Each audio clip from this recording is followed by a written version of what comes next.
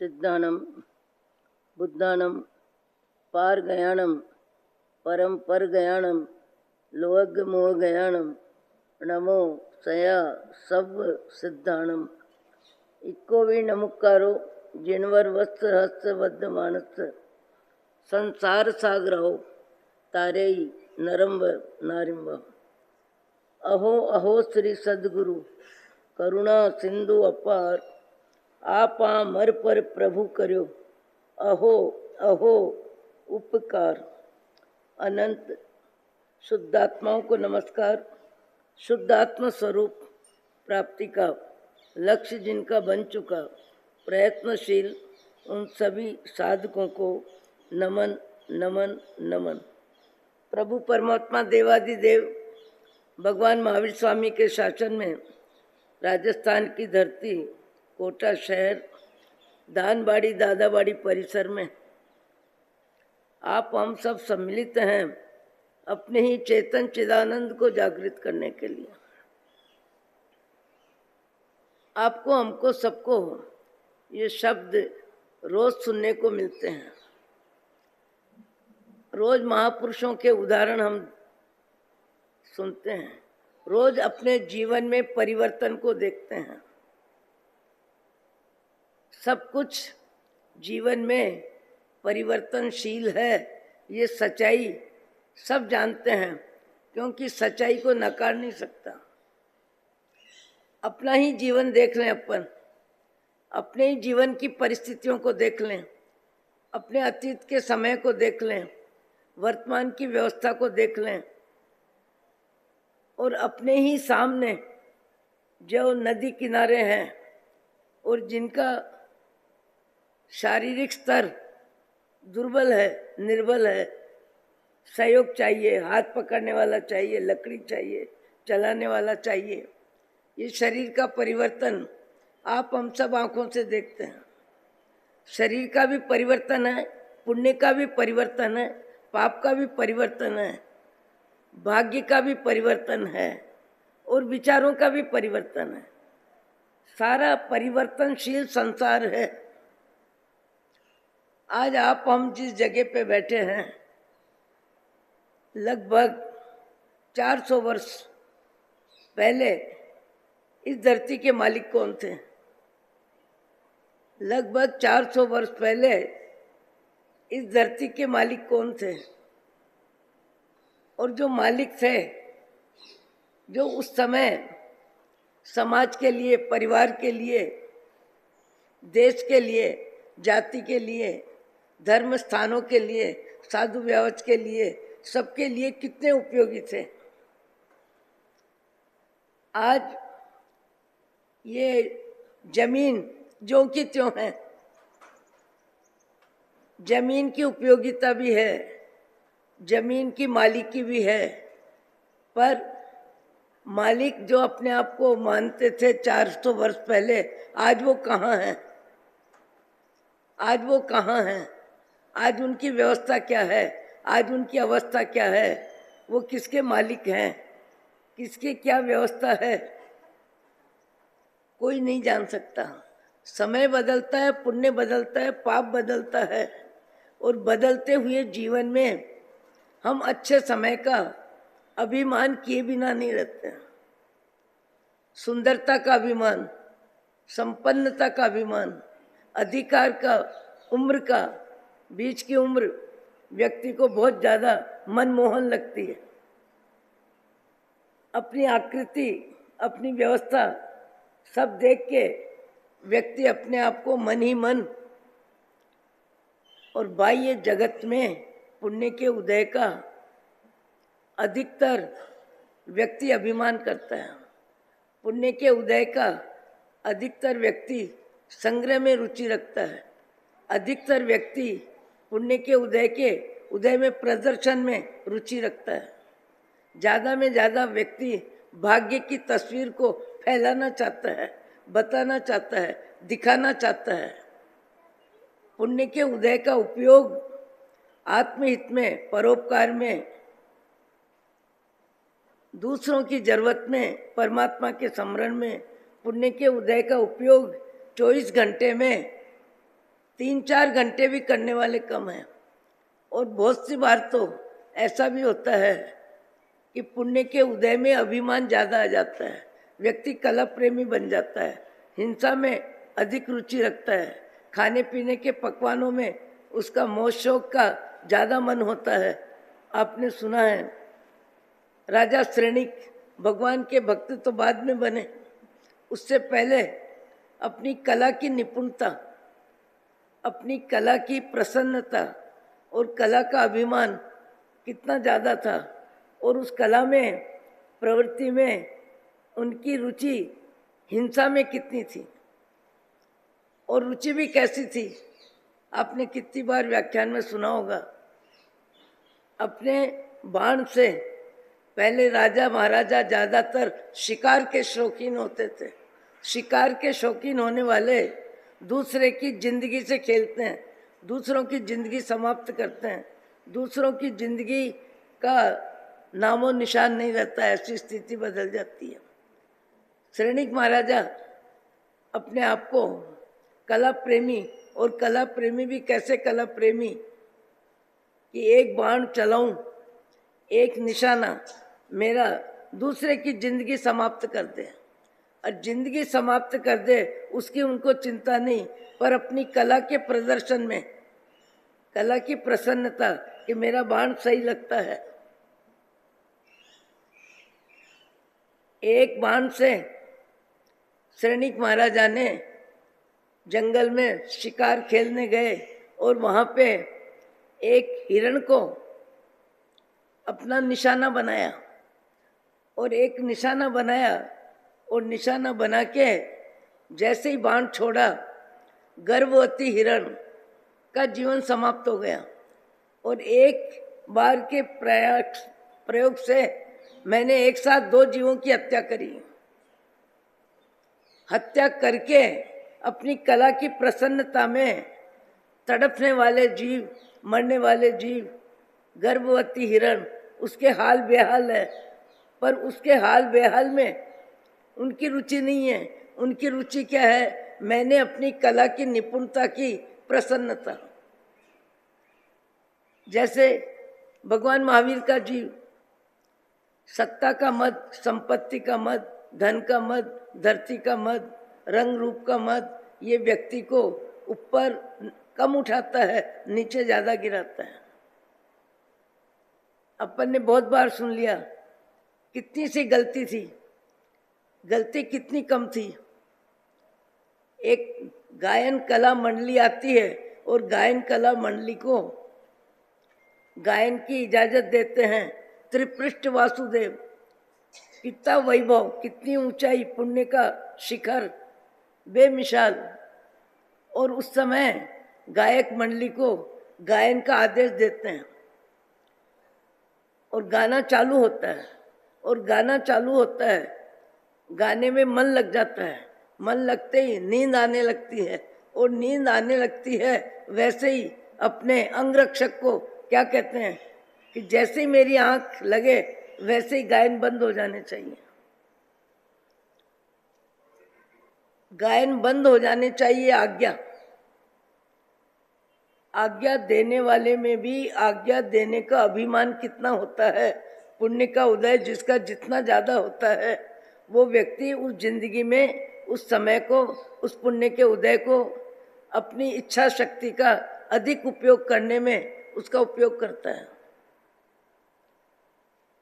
और कर्मचारी को क्या गलती करी? कर्मचारी ने गलती क्या करी? 2 मिनट 1 मिनट वो आवाज, वो स्वर, वो शब्द, वो गायन सुनने में कर्मचारी अंगरक्षक की भी रुचि आ गई, और रुचि आ गई, उसने वो सुनने में 2 मिनट लगा दिए, 1 मिनट लगा दिया, जितने में राजा साहब की आंख खुल गई। आंख खुलते के साथ अपना पद के अनुसार अहम, और अहम कितना, गलती राई जितनी और दंड पर्वत जितना, गलती राई जितनी और दंड पर्वत जितना। आज्ञा भंग प्राण भंग, ये सत्ता का मद, ये संपत्ति का मद, इसे कहते हैं मद, सुंदरता का मद। पंडिताई का मद। मद शब्द 8 प्रकार से लगता है। संपत्ति का मद, सुंदरता का मद, शिक्षा का मद, ज्ञान का मद, क्रिया का मद। मद किसको कहते हैं? जिसका व्यक्ति को अभिमान होता है, मेरी पुण्यवानी है, मेरा परिश्रम है, मैं कहाँ से कहाँ उठ गया, मेरे पास क्या था, मैं कितना हो गया, मकान बन गया, जमीन जायदाद ले ली, पैसा बढ़ गया, परिवार बढ़ गया। अपने पुण्य के उदय का व्यक्ति जब अभिमान करता है तो अभिमान में व्यक्ति ज़्यादा क्या करता है? प्रदर्शन करता है। पुण्य के उदय को देखता है और दिखाता है, खुद देखता है, दूसरों को दिखाता है, देख के भी राजी होता है और दिखा के भी राजी होता है। पुण्य के उदय का उपयोग, पुण्य के उदय का उपयोग मैत्री, प्रमोद, माध्यस्थ, करुणा भाव में करने वाले जीव परमात्मा के अनुयायी होते हैं। जिन वाणी का असर होता है वो स्वाध्याय होते हैं, वो अच्छे व्यक्तियों के संपर्क में रहते हैं और संपर्क का असर जब उनकी आत्मा में होता है तब वो क्या करते हैं? शक्ति का सदुपयोग ज़्यादा करते हैं, शक्ति का ज़्यादा उपयोग करते हैं।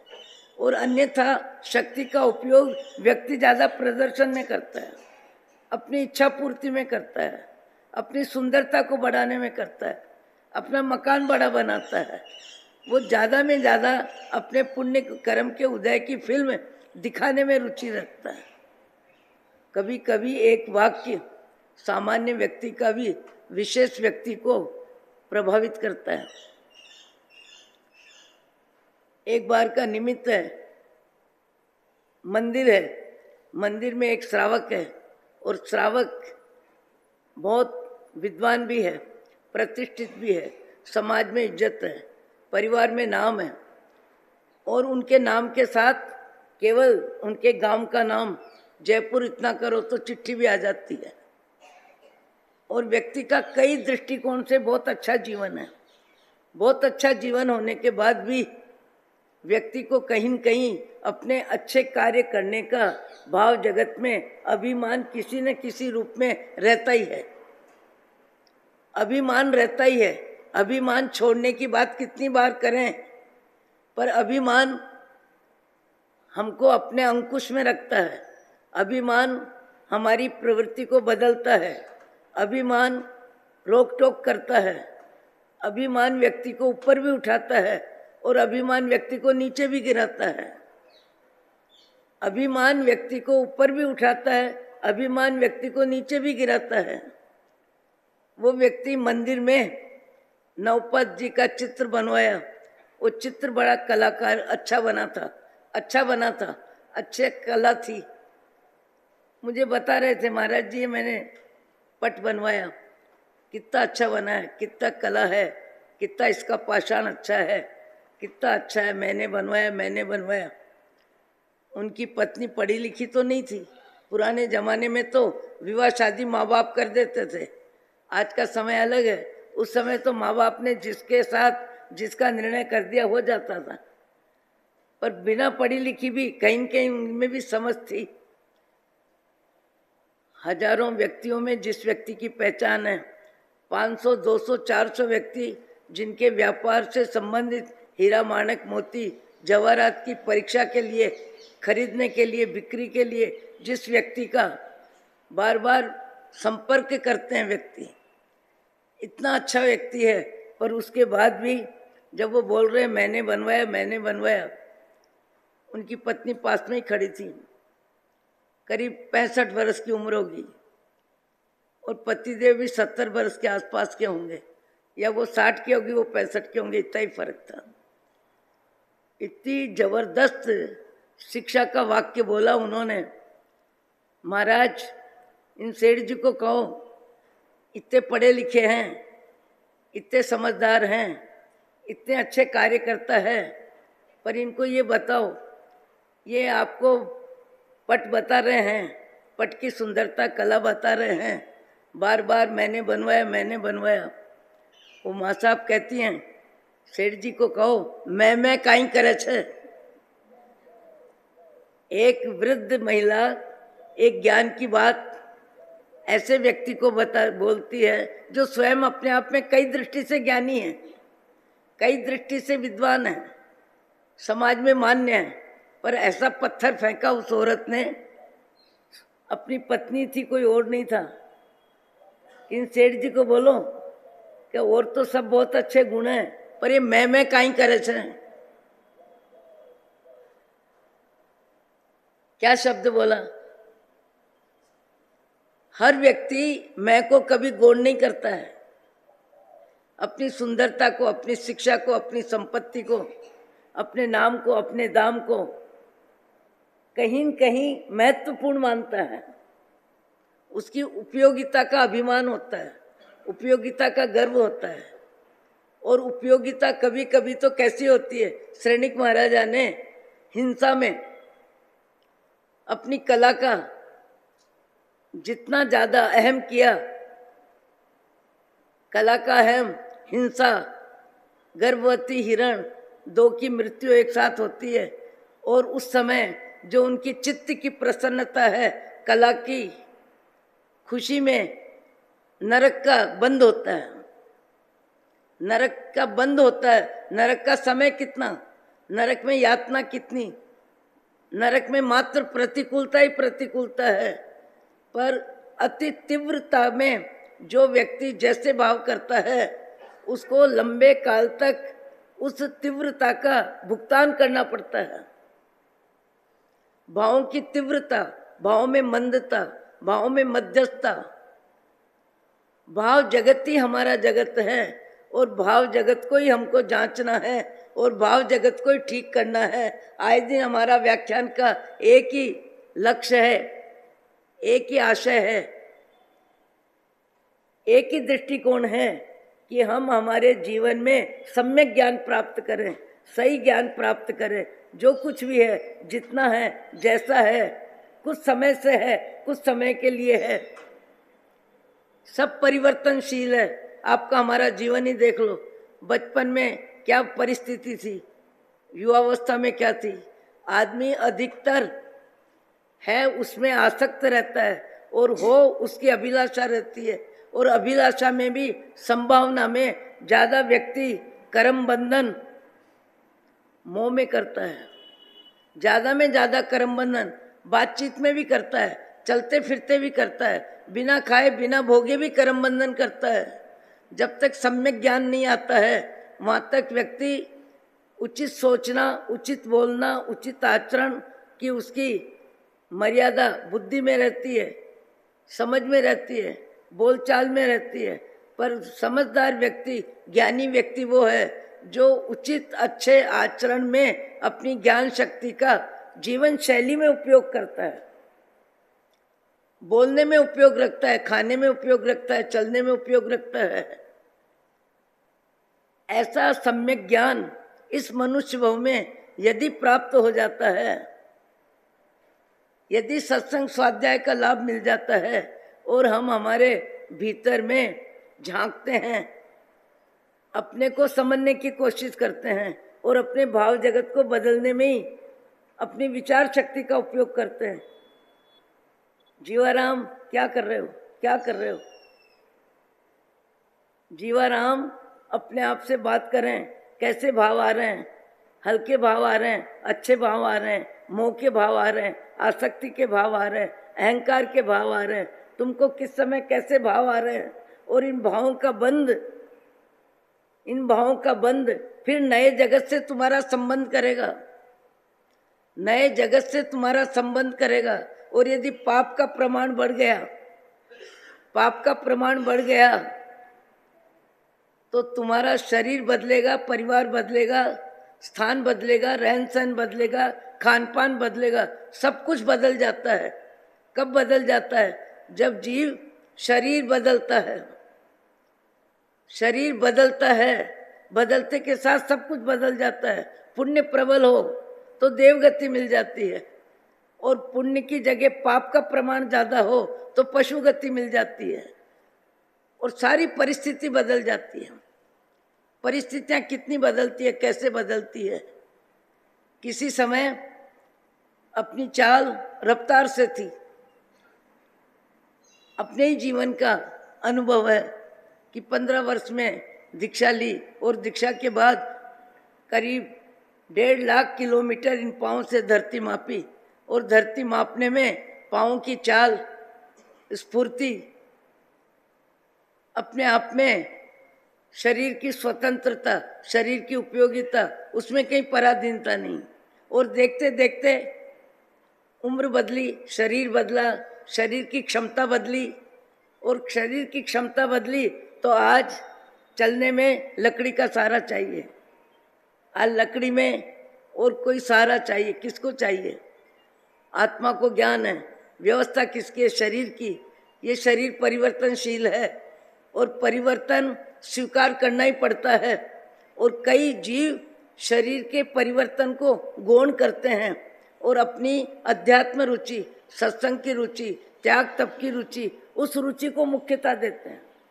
पर मुख्यता भी कौन देता है? जो जिंदगी भर आचरण में ऊंचाई को स्वीकार करता है और ऊंचाई को जीवन में बनाए रखता है। उसकी क्षमता वृद्धावस्था में भी रहती है। मैंने अभी 1-2 घंटे पहले एक माँ साहब को देखा, चले गए वो, पर मुझे कहा पोरसी पचका दो, शरीर एकदम दुर्बल है, 80 के आसपास के होंगे। बोले मैं रोज चौव्यार करती हूँ, रोज रात्रि में पानी का त्याग करती हूँ, रोज सवेरे पोरसी करती हूँ, सामायिक जाप। उम्र तो क्षीण हो रही है, शरीर कमजोर हो रहा है, शरीर की क्षमता घर का काम करने लायक, शरीर की क्षमता मन पसंद खाने लायक, पहनने लायक, शरीर की क्षमता बदल रही है। पर शरीर की क्षमता का असर उनकी आराधना में नहीं है, आराधना में नहीं है, क्योंकि आराधना के संस्कार मजबूत है। आज 70 वर्ष का व्यक्ति भी 7 बजे रोटी खा लेता है, 10 बजे पानी पी लेता है। एक 80 वर्ष की महिला है, कहती है मैं चौव्यार करती हूँ, रात्रि में पानी नहीं पीती, सवेरे पोरसी से पहले मुंह में पानी नहीं डालती। ये क्या अभ्यास है? अपना अपना अभ्यास है। मैंने एक माँ साहब को देखा और नागपुर में देखा, 3 बजे उठती है, 5 सामायिक एक साथ करती हैं और 5 सामायिक के बाद वस्त्र परिवर्तन में उनका पुण्य का उदय, उनकी भवें सहयोग करती है। 2 लोटे से स्नान करती हैं, पानी का उपयोग कम में कम। 2 लोटे से स्नान करके कपड़े बदल के मंदिर में पूजा करने जाती हैं और उनका पुण्य का उदय ऐसा कि परिवार भी इतना अनुकूल कि पोता कहता है माँ साहब, दादी जी चलो, मैं लेके चलता हूँ। लेके चलता है और गाड़ी से उतारता है, उतारने के बाद गोदी में लेता है। आंखों से देखा मैंने, वजन बहुत कम है, और गोदी में लेके पूजा तक ले जाता है मूल गवारे में, और मूल गवारे में माँ साहब पूजा करती हैं। कैसा पुण्य का उदय होगा, कैसी रुचि होगी, कैसे संस्कार होंगे। मैं देखती रह गई, मैंने आंखों से देखा कि पूजा, थोड़ी सी जगह वहाँ बैठ के पूजा कर ली, फिर पोते ने गोदी में उठा के और कार में बैठा दिया और घर ले गया। फिर एकासना करती हैं और एकासना करके फिर 3 सामायिक लेती हैं, फिर पानी आनी पी के थोड़ा विश्राम करके फिर प्रतिकोण, फिर 2 सामायिक, 9 सामायिक। अब शरीर की क्षमता अलग है, भाव की क्षमता अलग है, पर भाग्य भी अनुकूल है। अनुकूल इतना है, पुण्य का उदय इतना है, उनका महत्व इतना है। महत्व क्यों है? मैंने पूछा पोते से कि तुम दादी जी की इतनी सेवा करते हो? बोले हम जितनी सेवा करें कम है, हम जितनी सेवा करें कम है। मैंने कहा कैसे? जब इनका समय था, जब परिवार में इनकी चलती थी, जब ये सबको संभालते थे, सबके मुखिया थे, उस समय इनके स्वभाव में इतनी अच्छाई थी, इतनी अच्छाई थी कि इनके स्वभाव की वजह से हम सबको शांति थी। सहयोग देना, क्षमा भाव, सरलता, सहजता, किसी की गलती को लंबी नहीं करना, बार बार नहीं बोलना। एक बार गलती होती तो हमको बोलते बच्चू ऐसा नहीं करना। बहू को कहते बहू तुम्हारे माँ साहब तुमको डांटेंगे, ये गलती फिर नहीं करना, ऐसा कर लो वैसा कर लो। बोले इनके जीवन में क्षमा भाव और सरलता, क्षमा और सरलता और सेवा भाव और सबको उचित बोलना, उचित सलाह देना, उचित व्यवस्था लेना और व्यवस्था कम में कम लेना और ज़्यादा में ज़्यादा दूसरों के हित में इनका जीवन था। हमारे को इनकी वजह से कभी कोई तकलीफ नहीं हुई।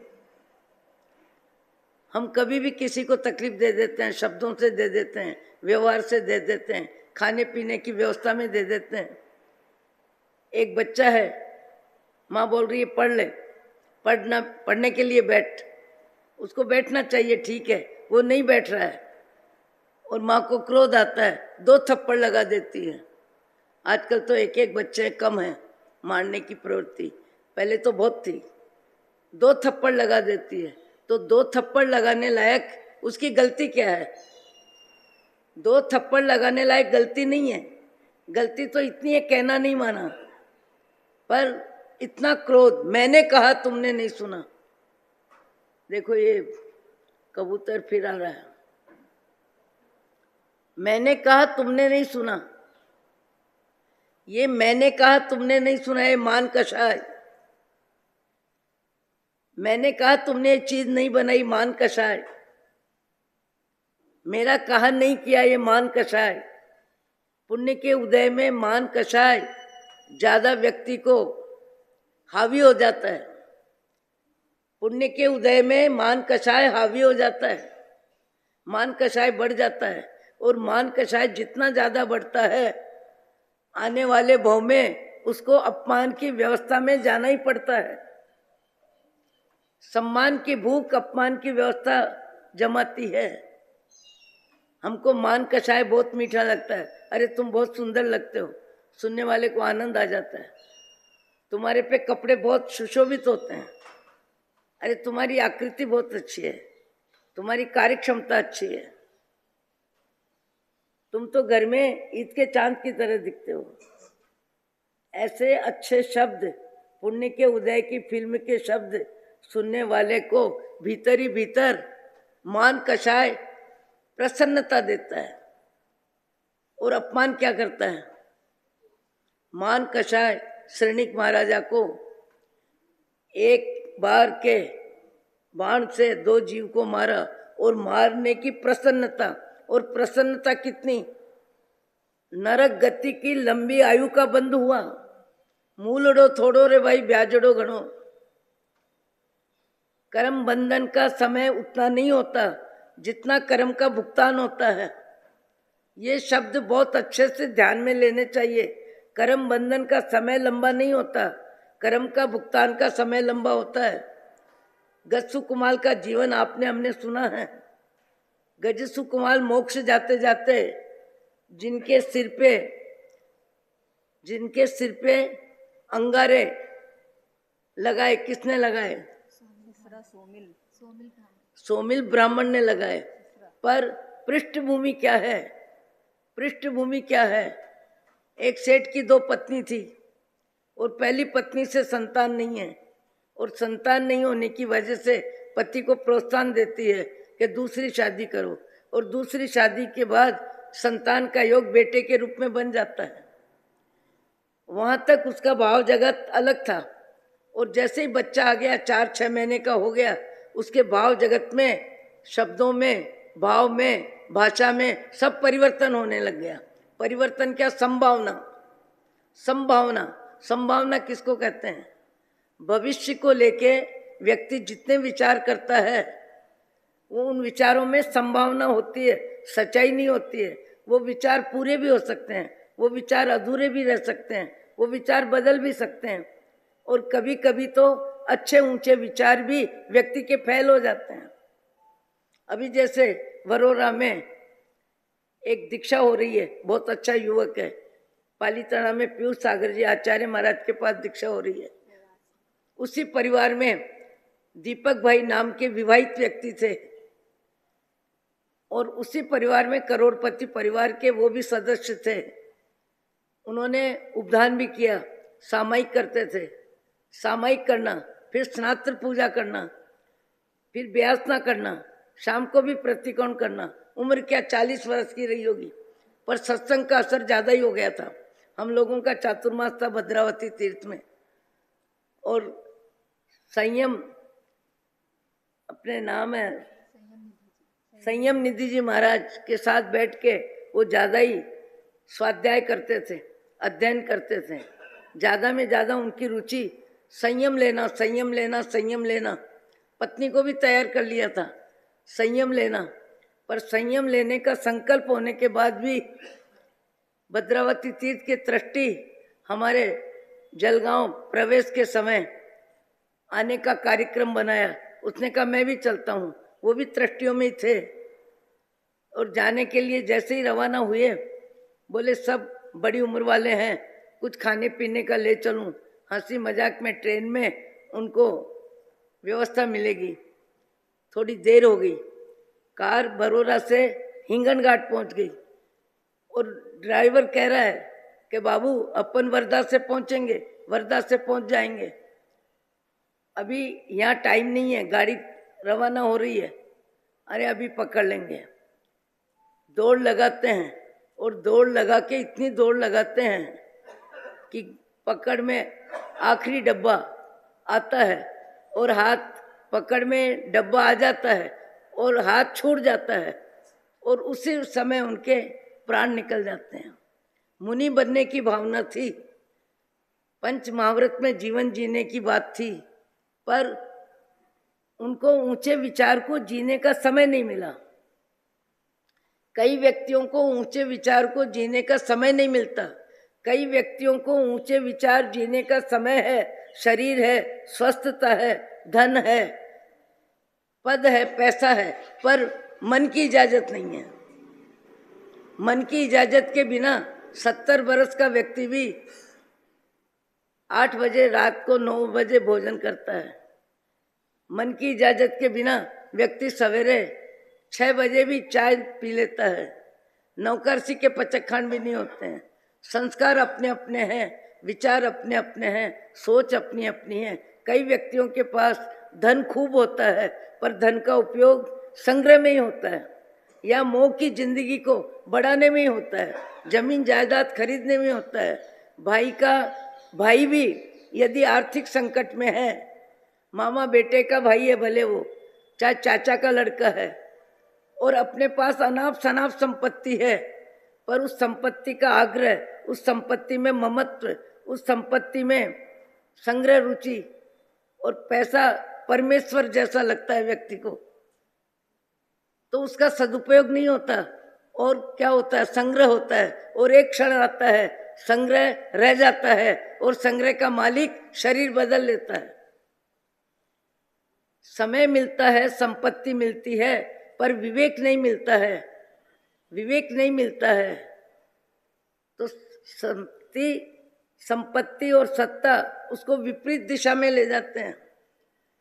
श्रेणिक महाराजा भगवान महावीर के शिष्य बने, पर उससे पहले जो कर्म का बंधन कर लिया, भगवान महावीर को कहा मैं आपका शिष्य, मैं आपको प्राणों से अधिक मानता हूँ, पर उसके बाद मेरी गति क्या होगी मत पूछो। पर पूछने पर जानकारी हुई कि तुम्हारी गति यहाँ से नरक गति होगी। और ये भगवान मैं आपका भक्त, आपका अनुयायी, और मेरी गति नरक। भगवान महावीर ने क्या कहा, मेरी शरण में आने से पहले, श्रद्धा बनने से पहले, ऊंचे अच्छे विचार जीवन में आने से पहले तुमने गति नरक गति का बंद कर लिया। बंद करने के बाद तो भुगतान करना ही पड़ता है। बंद समय चित्त चेतिए, हमारे महापुरुष बार बार कहते हैं, कर्म भुगतान के समय समता, कर्म बंधन के समय सावधानी। सावधानी कर्म बंधन के समय होनी चाहिए। कर्म बंधन के समय सावधानी होती है तो व्यक्ति गलत काम करते करते भी अपने मन को रोक लेता है, अपने मन को टोक देता है, अपने मन को बदल लेता है। जैसे मैंने कहा कि दूसरी पत्नी से संतान का योग बन गया, बच्चे का योग बन गया, और विचार बदल गए। विचार बदल गए, कितने विचार बदले। विचार कब कितने बदलते हैं, कैसे बदलते हैं, किसके बदलते हैं। मुझे कल एक व्यक्ति ने कहा कि मेरे को लगता है मेरा बच्चा 15 बरस का होगा, उसके बाद उसकी ऊंची पढ़ाई करानी होगी, उसके लिए कोई व्यापार ढूंढना होगा, उसकी अच्छी सर्विस लगवानी होगी। मेरे को भविष्य के विचार बहुत आते हैं। मैंने कहा भविष्य के विचार आते हैं, गलत नहीं है, पर इतने लंबे विचार। अभी बच्चा कितना है, बच्चा कितना है, छोटा है, 4-5 वर्ष का है, और 4-5 वर्ष के बच्चे को लेके तुम अपने विचारों में इतना टेंशन लेते हो, विचारों में इतने विचारों को संग्रह करते हो और व्यथित होते हो, मानसिक रूप से परेशान होते हो। तो बच्चा 15 वर्ष का हो, आसपास उसकी पढ़ाई हो, तब सोचना। अभी सोचने की क्या जरूरत है, अभी सोचने की क्या जरूरत है। बिना विचारे भी काम नहीं होना चाहिए, पर विचार विचार विचार इतने भी नहीं होने चाहिए कि विचारों में व्यक्ति दुनिया भर की अशांति मोल ले। विचारों में ही अशांति मोल ली। किसने ली? पहली पत्नी, जिसने पति को कह के दूसरी शादी करवाई, और शादी करवा के बच्चे का जन्म हुआ, और आने वाली इतनी सरल सीधी है, वो पानी लेने जाती है और बच्चे को कहती है भाई जी आप संभालना, मैं आती हूँ। और विचार हल्के भी कितने आ सकते हैं इंसान को, और ऊंचे विचार भी कितने आ सकते हैं इंसान को। इंसान की विचार शक्ति का मापदंड, विचार शक्ति का मापदंड उसकी सोच पर है। उस बहन को एक विचार एक विचार एक विचार, मैंने क्या किया, मैंने क्या किया, मैंने क्या किया, मैंने दूसरी शादी क्यों करवाई, मैंने ऐसा क्यों किया, अब मेरा बुढ़ापे का क्या होगा, अब तो ये बड़ी हो गई, अब तो ये घर की मुख्य हो गई, अब तो इसका बच्चा बड़ा होगा, फिर विवाह होगा, फिर शादी होगी, ये सास बनेगी, इसी का घर में बोलबाला होगा, मेरा क्या होगा। क्या है? संभावना। संभावना क्या? केवल विचार। समय कब आएगा, बुढ़ापा कब आएगा, पुण्य का उदय होगा कि पाप का उदय होगा, साता वेदनी का उदय होगा कि असाता वेदनी का उदय होगा, शरीर चलता फिरता रहेगा या बिस्तर में पड़ा रहेगा, शरीर सबके लिए उपयोगी रहेगा या अपनी रोटी के लिए भी पराधीन होगा। मैंने कहा 15-20 वर्ष पहले की बात में अभी तुम दिल दिमाग को इतना परेशान कर रहे हो। उस वृद्ध महिला ने, वृद्ध भी क्या, भर जवानी में उस महिला ने विचार ही विचार, विचार ही विचार, इतने विचार किए, इतने विचार किए कि मैंने अपने पाँव पे कुल्हाड़ी मार ली। देखो संभावना, संभावना में व्यक्ति मन को ऊपर भी उठाता है और संभावना में व्यक्ति मन को नीचे भी गिराता है। संभावना में लोभ कषाय को कम भी करता है और संभावना में लोभ कषाय को बढ़ा भी लेता है। हमारा भाव जगत ही हमारे लिए जिंदगी का सारा हिसाब किताब है।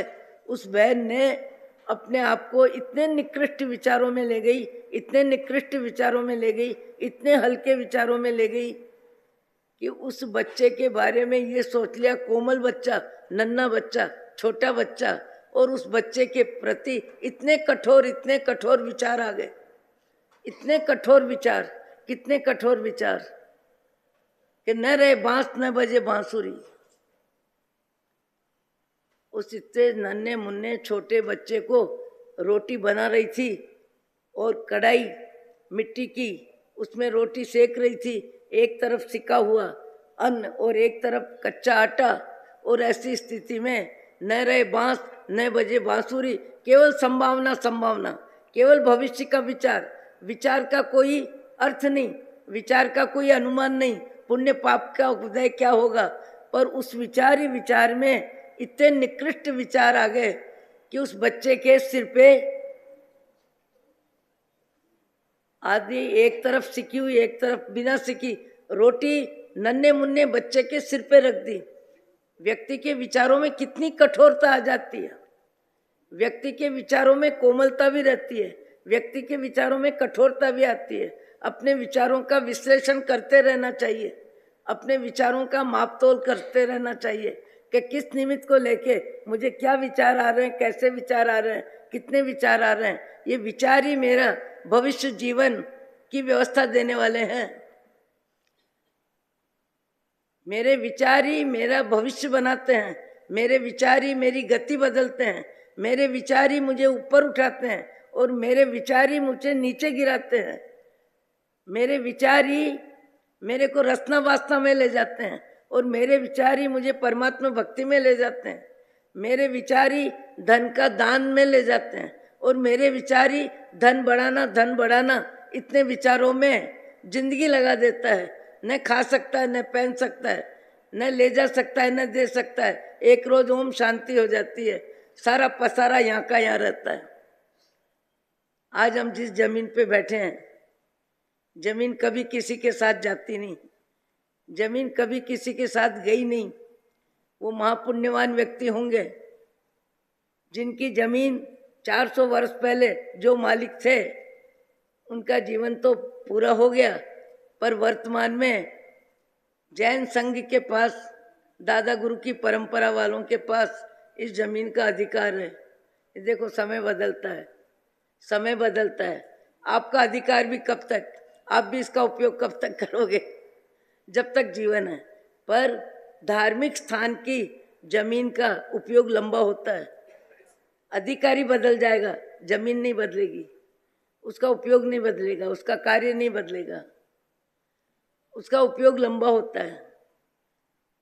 विचार विचार विचार, सबसे ज्यादा व्यक्ति को अपने विचारों की चौकीदारी करनी चाहिए कि मुझे किस समय क्या विचार आ रहे हैं और ये विचार तिर्यंच गति में ले जाने लायक है या मनुष्य गति फिर से दिलाने लायक है। ये विचार उचित है कि अनुचित है, ये लाभकारी है कि हानिकारक है, ये हिंसा के विचार हैं या सत्य के विचार हैं। विचारों में श्रेणिक महाराजा ने भगवान महावीर के परम भक्त बन गए, पर भगवान को कहना पड़ा कि मेरा भक्त बनने से पहले तुमने नरक गति को आमंत्रण दे दिया। नरक गति का बंद हो गया, वो बंद हो गया, उस बंद का भुगतान तुमको करना पड़ेगा। बंद का भुगतान करना पड़ता है, सबको करना पड़ता है, पर हमारी सावधानी बंद के समय नहीं रहती है।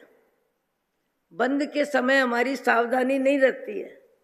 बंद के समय कभी हमको लोभ दर्द होता है, कभी मान, कभी खाद्य सामग्री, कभी स्वाद, कभी शब्द, कभी गंध, कभी स्पर्श, कभी रंग, कभी रूप। 5 इंद्रियों के माध्यम से व्यक्ति अपने भाव जगत में पाप का भी संग्रह करता है और ऊंचे विचारों में पुण्य का भी संग्रह करता है। संग्रह और संग्रह होता है हमारे जीवन में।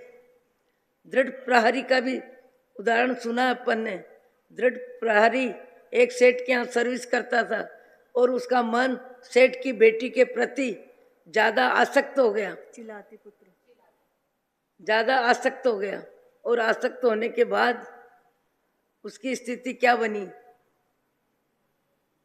कि एक समय ऐसा आया कि सबके साथ मिल गया और मिलके सेठ के वहाँ चोरी चकारी का कार्यक्रम किया और उस नौकर को कैसे भी करके इस सुंदर कुमारी सेठ की बेटी का जीवन मेरे साथ होना ही चाहिए, ऐसा भाव जगत मजबूत हो गया।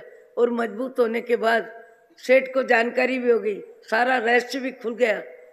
और जब एक समय आया भगने का, तो भगते समय भी मेरे को अब यहाँ से निकाला मिल रहा है, भगते समय भी वो चोरों की सहयोग में उस लड़की का हाथ पकड़ के दौड़ता है, लेके जाता है और इतना दूर भग जाता है।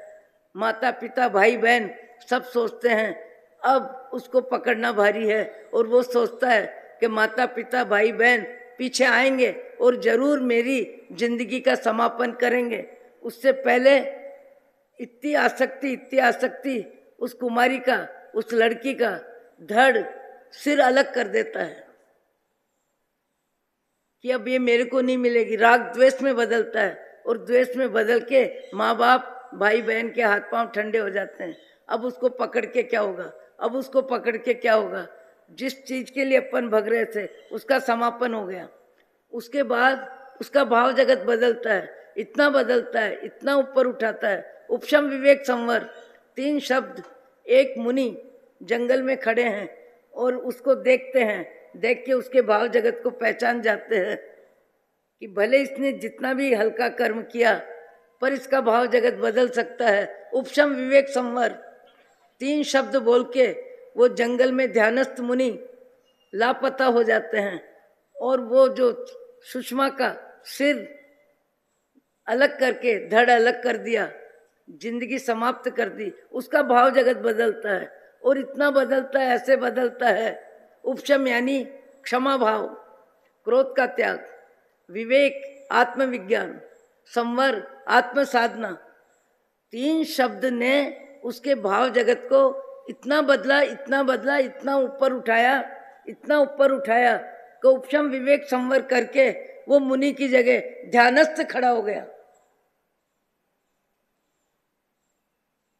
अपना भाव जगत ही अपने को जांचना है और अपने भाव जगत को जांचने के लिए ही अपन ये सारे उदाहरण सुन रहे हैं। उस सेठ की पत्नी ने जो कर्म बंधन किया, जैसा कर्म बंधन किया और कर्म बंधन का रिजल्ट क्या आया। गस्सु कुमाल का जीव उस पत्नी, पहली पत्नी का जीव है और बच्चे का जीव क्या है, सोमिल सुसरा। कैसा संबंध बना। और नेमिनाथ भगवान के चरणों में जब ऊंचे विचार आ गए, अति ऊंचे विचार, अच्छे विचार, गस्सु कुमाल ने कहा भगवान मुझे ऐसा मार्गदर्शन करें, भगवान मुझे ऐसी व्यवस्था दें भावों में जिससे मेरा एक रात्रि में मोक्ष हो जाए, एक राई पड़ीमा तुम्हें आदर हो। और उस समय वह व्यक्ति सोमिल ब्राह्मण, जो जीव किसका है, बच्चे का, उसको द्वेष वर्षों से पल रहा था और ये द्वेष इस समय वो मोक्ष जाने की तैयारी में है। और सोमिल सुसरा क्यों आया कि मेरी बेटी की सगाई नेमिनाथ के भाई गस्सु कुमाल के साथ हुई थी और ये मुनि बन गए तो मेरी बेटी राजरानी बनती, अब कुछ भी नहीं बनेगी, ये मुनि बन गए। तो बेटी के निमित्त को लेके राग की जगह द्वेष आया और द्वेष इतना आया कि पहाड़ की मिट्टी, ये क्या होता है, तालाब के आसपास की मिट्टी को सिर पे चौतरफ लगा दी और बीच में अंगारे जला दिया। और गस्सु कुमार आत्मा के ध्यान में परमात्मा बन गए, मोक्ष चले गए, पर कर्म का संबंध समाप्त करना पड़ा। और कर्म का संबंध बना और बनने में निमित्त कौन बना, सोमिल सुसरा। सोमिल सुसरा का जीव कौन, बच्चे का जीव, बच्चे का जीव और माँ का जीव गस्सु कुमाल बना। पर मोक्ष जाने पर सबको अपने कर्मों का भुगतान पूरा करना पड़ता है। पुण्य का उदय हो, पाप का उदय हो। भगवान महावीर के जीवन में विवाह तक भी हुआ। वो अपने उदय की फिल्म में रहते थे, अपना समय हो गया अभी। पर मेरी एक ही विचारधारा अपने लिए भी है और आपके लिए भी है कि आप अपने विचारों को संभालें। ये धन, ये धरती, ये पद, ये पैसा, ये सुंदरता, ये शिक्षा, ये दाम्पत्य जीवन, ये संतान का जीवन, ये सब मोह की जिंदगी है और एक भव का पसारा है। इससे पहले आप कहाँ थे और हम कहाँ थे और आने वाले भव में कहाँ रहेंगे। इस भव में हम अपनी दुर्गति को आमंत्रण न दें। इतनी ही अपनी भावों की जांच दिन में कम से कम 10-20 बार जरूर करें। अहो अहो अहो श्री सद्गुरु करुणा सिंधु अपार, आप अमर कर प्रभु करो अहो अहो उपकार। जे स्वरूप समझा बिना पायो दुख अनंत, समझाव्यो ते पद नमो। श्री सद्गुरु भगवन परम पुरुष प्रभु सद्गुरु, परम ज्ञान सुखधाम, जेहने आप्यूं भानने तेहने सदा प्रणाम देह छता जेहनीद वरते देहातीत ते ज्ञानी ना चरण मा हो वंदन अगणी।